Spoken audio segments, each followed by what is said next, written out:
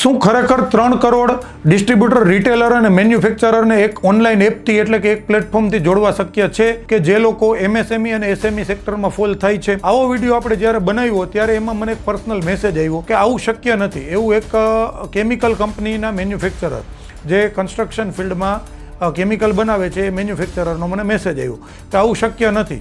અને એનું કારણ પણ સાથે લખ્યું હતું. કારણ કે એક ડિસ્ટ્રીબ્યુટર છે તો એની પાછળ ઘણા બધા મેન્યુફેક્ચરર છે, અને જો કોઈ સારી બ્રાન્ડ ધરાવતી કંપની છે તો એની પાછળ ઘણા બધા ડિસ્ટ્રીબ્યુટર છે. તો આવું કેવી રીતે શક્ય બને? તો એનો જવાબ એ છે કે કંપનીઝ પણ ઘણી બધી છે અને ડિસ્ટ્રીબ્યુટર્સ પણ ઘણા બધા છે. એટલે કે મેન્યુફેક્ચરર્સ પણ ઘણા બધા છે, ડિસ્ટ્રીબ્યુટર્સ પણ ઘણા બધા છે અને રિટેલર્સ પણ ઘણા બધા છે.